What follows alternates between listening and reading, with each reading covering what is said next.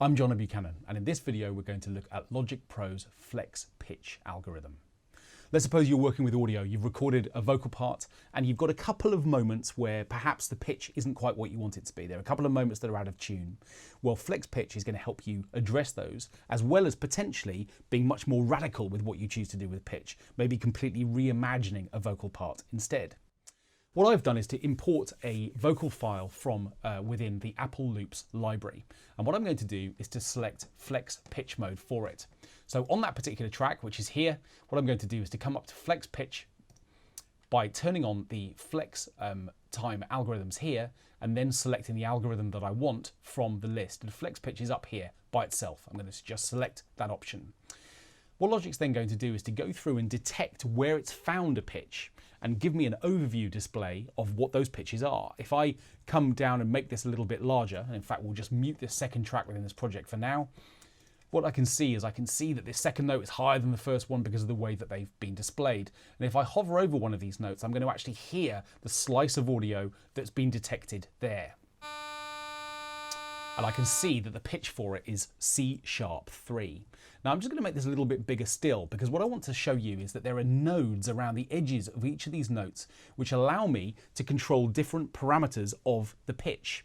So for example, in the middle at the top here, I've got fine pitch. In other words, the sort of fine tuning. I know that the note is C#3, but what I can do is to change its fine tuning, just to push that note a little bit sharp or a little bit flat if I want to. And you'll find that when you're tuning vocals, if you're working with a vocalist, it tends to be the case that it's fine tuning that's out rather than someone actually having performed completely the wrong note. They probably just sung it a little bit sharp or a little bit flat, and adjusting fine pitch often pulls things really nicely in tune.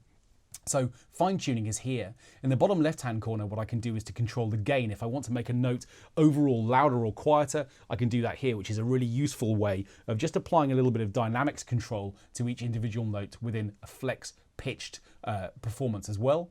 Down here I've got vibrato, the kind of wobble that all vocalists perform when they work in order to kind of make their vocals stand out a little bit more. It's often the case that you'll find that the pitch within a note will wobble up and down. We call that vibrato, and I can either accentuate that or rein that in a little bit with this node down here in the middle.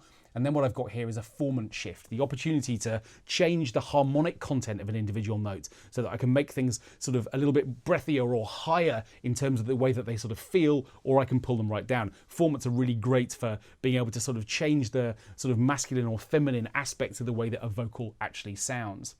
And up in the top left-hand corner and the right-hand corner, I've got pitch drift. This controls how one note moves into another. So as I bend from one note to the next, I can adjust the drift to make those relationships more extreme or less, depending on how I want to work.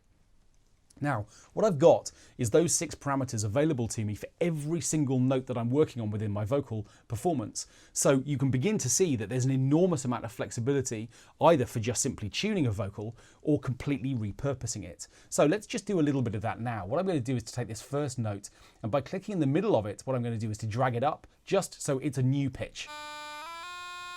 So I can do that really easily with this first note. I'm going to take maybe this fourth note and drag that down a little bit as well, and maybe we could come down a little bit more extremely here. And now my phrase sounds like this.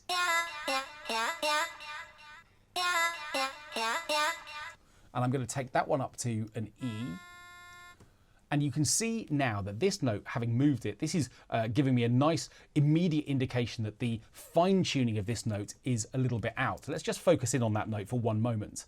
What we can see is that there's this blue section of the note, and then there's this sort of black area underneath it. Now, instantly, that's telling me that the fine tuning is out, because if I click on fine tuning, I can see that if I click on this parameter and adjust it by pushing this up, the whole section becomes blue when the fine pitch is close to 0. So in other words, if I push it sharper or flatter, I can see just at a glance that the fine tuning of this particular note isn't quite where I want it to be. And that's a really handy way of being able to automatically detect notes that maybe aren't quite what they might be. Equally, I can see that there's a lot of vibrato in a note like this, just because of the way that the note is being varied within here. So if I wanted to, I could take the vibrato control and I could flatten that so that the line becomes much flatter. So we've got absolutely no vibrato within there altogether. So we're getting a much more sort of robotic effect.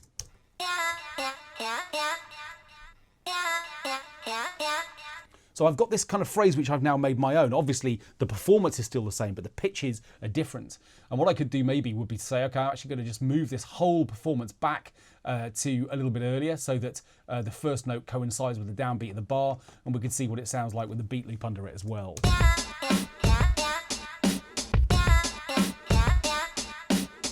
And of course, I could chop that up and just select the little parts of this region that I like in order to make a sort of shorter hook if I wanted to.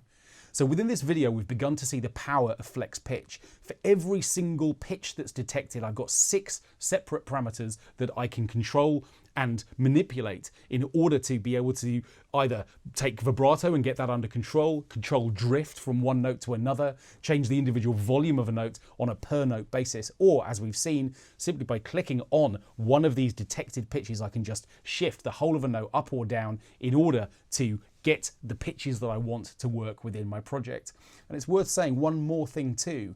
I could duplicate this track, bring this down to another track underneath and create a brand new set of pitches so that I could actually create a harmony for this part with a different set of pitch controls if I wanted to do that as well. So you can get really creative with flex pitch, whether you're looking just to sort out problems in recordings that you've made or completely repurpose a piece of audio that exists already.